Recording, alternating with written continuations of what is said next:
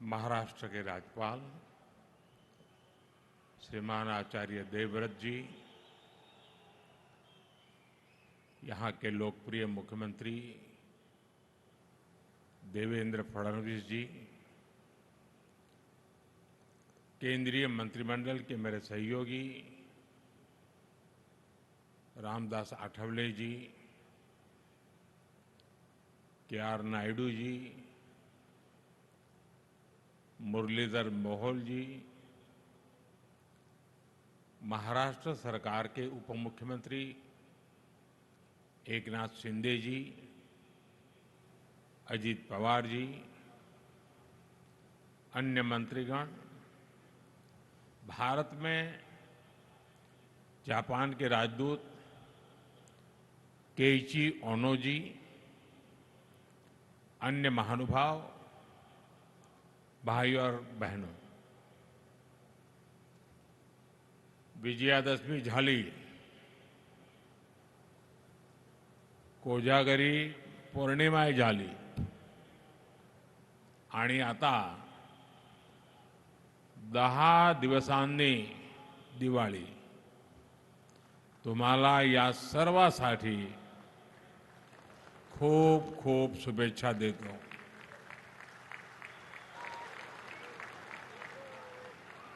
साथियों, आज मुंबई का लंबा इंतजार खत्म हुआ. मुंबई को अब अपना दूसरा इंटरनेशनल एयरपोर्ट मिल गया है. ये एयरपोर्ट इस क्षेत्र को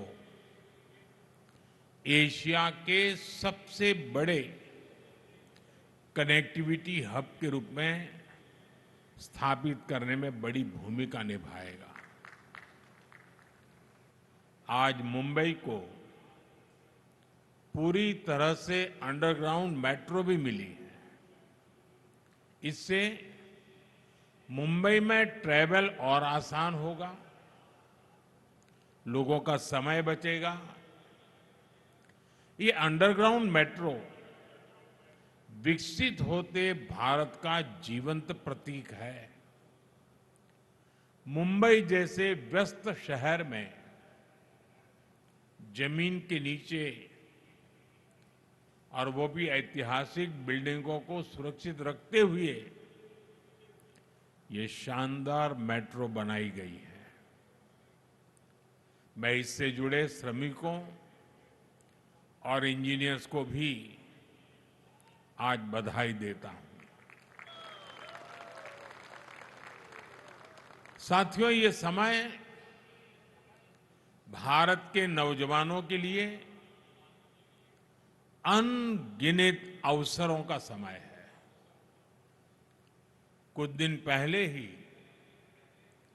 देश की अनेक आईटीआई को इंडस्ट्री से जोड़ने के लिए 60,000 करोड़ रुपए की पीएम सेतु स्कीम लॉन्च हुई है. आज से महाराष्ट्र सरकार ने सैकड़ों आईटीआई और तकनीकी स्कूलों में नए प्रोग्राम का शुभारंभ किया है. इसके स्कूलों में पढ़ने वाले बच्चों को भी drone, robotics, electric vehicle, solar energy, green hydrogen, ऐसी अनगिनत नई टेक्नोलॉजी की ट्रेनिंग मिल पाएगी. मैं महाराष्ट्र के युवाओं को बहुत बहुत शुभकामनाएं देता हूं. साथियों, आज इस बड़े अवसर पर मैं महाराष्ट्र के सपूत लोकनेता दीबा पाटिल जी को भी याद कर रहा हूं. उन्होंने समाज के लिए, किसानों के लिए जिस सेवा भाव से काम किया, वो हम सभी के लिए प्रेरणा है. उनका जीवन समाज जीवन में काम करने वालों को हमेशा प्रेरित करता रहेगा। साथियों, आज पूरा देश विकसित भारत के संकल्प की सिद्धि में जुटा है। विकसित भारत यानी जहां गति भी हो और प्रगति भी हो, जहां लोक हित सर्वोपरि हो, जहां सरकार की योजनाएं देशवासियों का जीवन आसान बनाए। अगर आप बीते 11 वर्षों की यात्रा पर नजर डालें तो भारत के कोने कोने में इसी भावना से तेज गति से काम हो रहा है। जब Vande Bharat semi high speed ट्रेनें पटरियां पर दौड़ती है, जब बुलेट ट्रेन का काम रफ्तार पकड़ता है, जब चौड़े हाईवे और एक्सप्रेसवे नए शहरों को जोड़ते हैं, जब पहाड़ों को चीरकर लंबी टनल्स बनती हैं, जब लंबे और ऊंचे सी ब्रिज समंदर के दो किनारों को जोड़ते हैं, तब भारत की गति भी दिखाई देती है और भारत की प्रगति भी दिखाई देती है। तब भारत के नौजवानों की उड़ान को नए पंख लगते हैं। साथियों, आज का कार्यक्रम भी इसी सिलसिले को आगे बढ़ा रहा है। नवी मुंबई इंटरनेशनल एयरपोर्ट एक ऐसा प्रोजेक्ट है जिसमें विकसित भारत की झलक है। ये छत्रपति शिवाजी महाराज की धरती पर बना है और इसका आकार कमल के फूल जैसा है। यानी ये संस्कृति और समृद्धि का जीवंत प्रतीक है।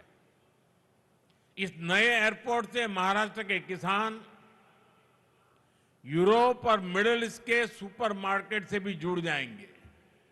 यानी किसान की ताजा उपज, फल, फूल, सब्जी और मछुआरों के उत्पाद तेजी से ग्लोबल मार्केट तक पहुंच पाएंगे। इस एयरपोर्ट से यहां आसपास के छोटे और लघु उद्योगों के लिए एयरपोर्ट की लागत कम होगी। यहां निवेश बढ़ेगा, नए उद्योग, नए उद्यम लगेंगे। मैं महाराष्ट्र और मुंबई के सभी लोगों को इस एयरपोर्ट की बहुत बहुत बधाई देता हूं। साथियों, जब सपनों को सिद्ध करने का संकल्प हो, जब देशवासियों तक तेज विकास का लाभ पहुंचाने की इच्छा शक्ति हो, तो नतीजे भी मिलते हैं। हमारी हवाई सेवा और इससे जुड़ी इंडस्ट्री इसका बहुत बड़ा प्रमाण है। आपको याद होगा 2014 में जब देश ने मुझे अवसर दिया तो मैंने कहा था कि मेरा सपना है कि हवाई चप्पल पहनने वाला भी हवाई सफर कर सके। इस सपने को पूरा करने के लिए बहुत जरूरी था कि देश में नए नए एयरपोर्ट बनाए जाए। हमारी सरकार ने इस मिशन पर गंभीरता से काम शुरू किया। बीते 11 साल में देश में एक के बाद एक नए एयरपोर्ट बनते चले गए। साल 2014 में हमारे देश में सिर्फ 74 एयरपोर्ट थे। आज भारत में एयरपोर्ट की संख्या 160 को पार कर गई है। साथियों, जब देश के छोटे छोटे शहरों में एयरपोर्ट बनते हैं तो वहां के लोगों को हवाई सफर के लिए विकल्प मिलने लगता है। और इसमें भी पैसे की मुश्किल कम करने के लिए हमने उड़ान योजना शुरू की ताकि सस्ते में लोगों को हवाई जहाज का टिकट मिल पाए। उड़ान योजना की वजह से बीते दशक में लाखों लोगों ने पहली बार हवाई सफर किया है, अपना सपना पूरा किया है। साथियों, नए एयरपोर्ट बनने और उड़ान योजना से लोगों को तो सुविधा मिली है और साथ ही भारत दुनिया का तीसरा बड़ा डोमेस्टिक एविएशन मार्केट भी बना है। अब तो हमारी एयरलाइंस लगातार अपना विस्तार कर रही है और लोगों के लिए आश्चर्य होता है जब दुनिया के लोग जानते हैं अकेले हिंदुस्तान से इन दिनों हवाई जहाज बनाने वाली कंपनियों के पास करीब करीब 1000 नए हवाई जहाज का ऑर्डर बुक पड़ा है। इससे नए pilots, cabin crew, engineers, ground workers के लिए नए अवसर बन रहे हैं। साथियों, जब जहाज बढ़ते हैं तो मेंटेनेंस, रिपेयर का काम भी बढ़ता है। इसके लिए भी हम भारत में ही नई सुविधाएं बना रहे हैं। हमारा लक्ष्य है कि इस दशक के अंत तक भारत एक बड़ा एमआरओ हब बने। इसमें भी भारत की युवाओं के लिए रोजगार के अनेक नए अवसर बन रहे हैं। साथियों, आज भारत दुनिया का सबसे युवा देश है। हमारी ताकत हमारे नौजवान है। इसलिए हमारी हर नीति का फोकस युवाओं को ज्यादा से ज्यादा रोजगार के अवसर देने पर है। जब इंफ्रास्ट्रक्चर पर अधिक निवेश होता है तब रोजगार पैदा होता है। जब 76,000 करोड़ रुपए की लागत से वाडवण जैसा पोर्ट बनता है तब जाकर के रोजगार पैदा होता है। जब व्यापार बढ़ता है, लॉजिस्टिक्स से जुड़े सेक्टर को गति मिलती है, तब अनगिनत रोजगार बढ़ते चले जाते हैं। भाइयों और बहनों, हम उन संस्कारों में पले बड़े हैं जहां राष्ट्र नीति ही राजनीति का आधार है। हमारे लिए इंफ्रास्ट्रक्चर पर लगने वाला एक एक पैसा देशवासियों की सुविधा और सामर्थ्य को बढ़ाने का माध्यम है। लेकिन दूसरी तरफ देश में एक ऐसी राजनीतिक धारा भी रही है जो जनता की सुविधा नहीं, सत्ता की सुविधा को ऊपर रखती है। ये वो लोग हैं जो विकास के काम में रुकावट डालते हैं, घोटाले घपले करके विकास के जुड़े प्रोजेक्ट्स को पटरी से उतार देते हैं। दशकों तक देश ने ऐसे नुकसान को देखा है।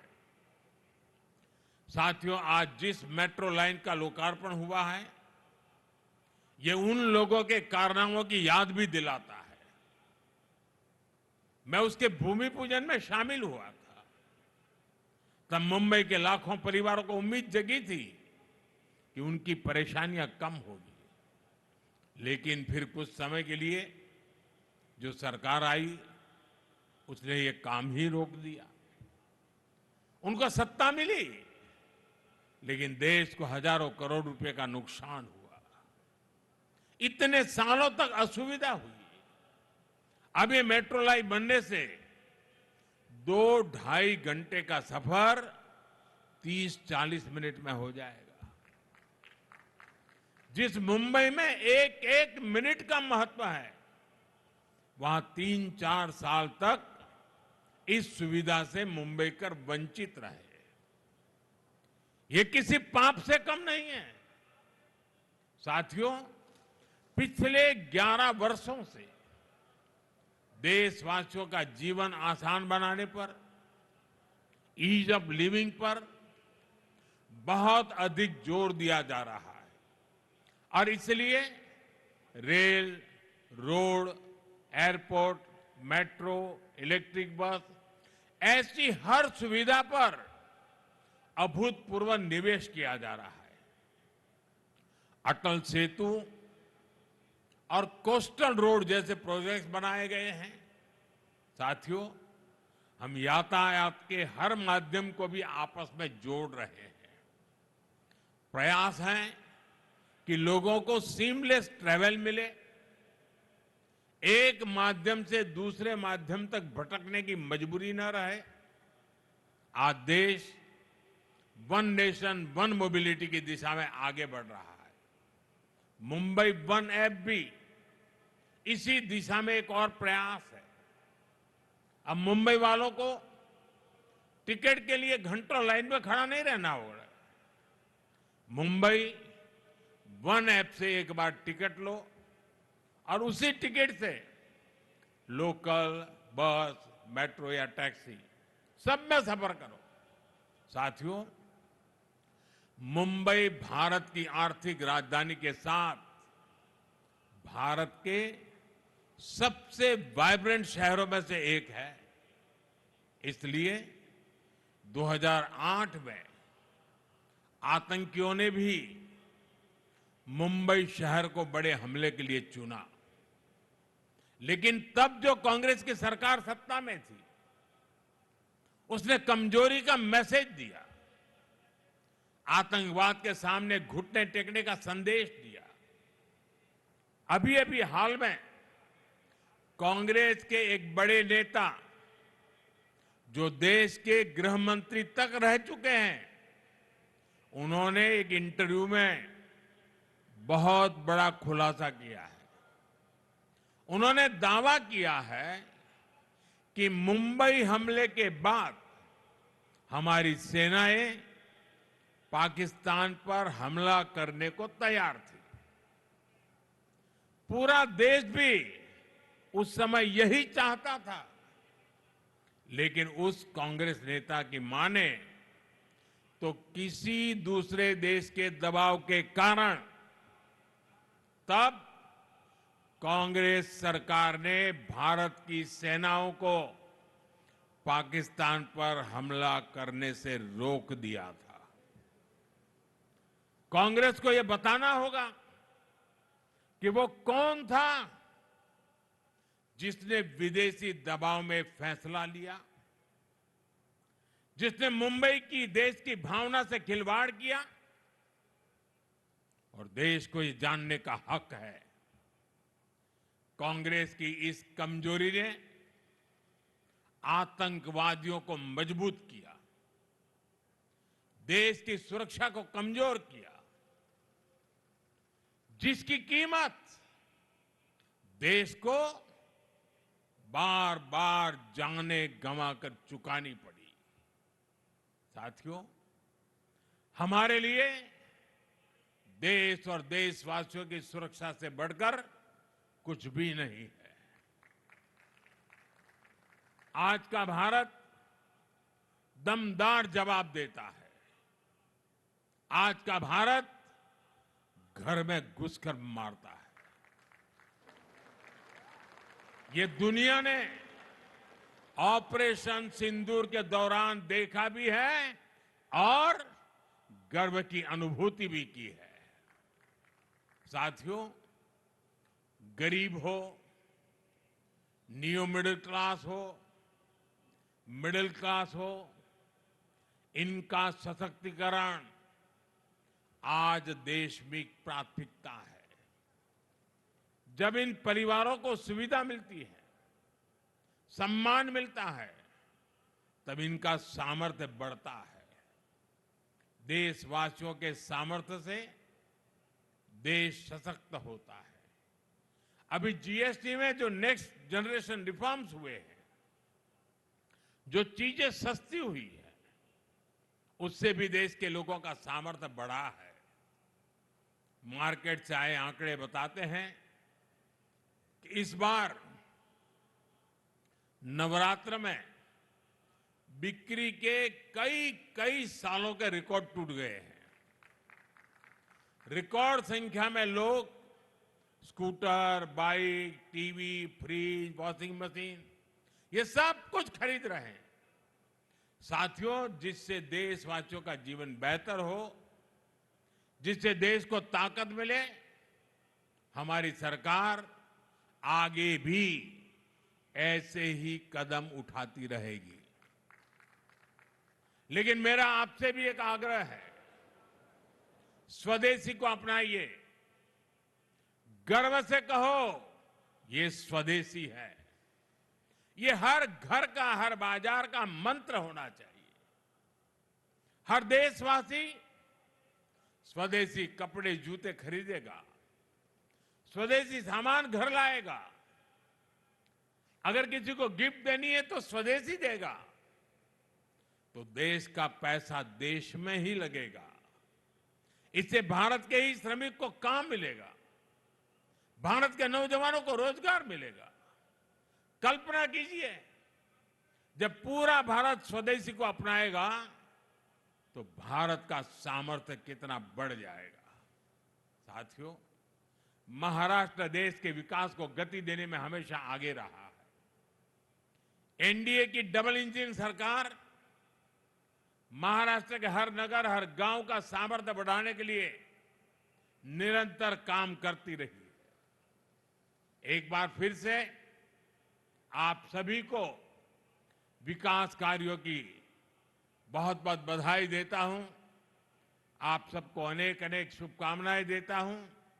मेरे साथ बोलिए, भारत माता की। दोनों हाथ ऊपर करके विजयोत्सव मनाइए। भारत माता की, भारत माता की। बहुत बहुत धन्यवाद।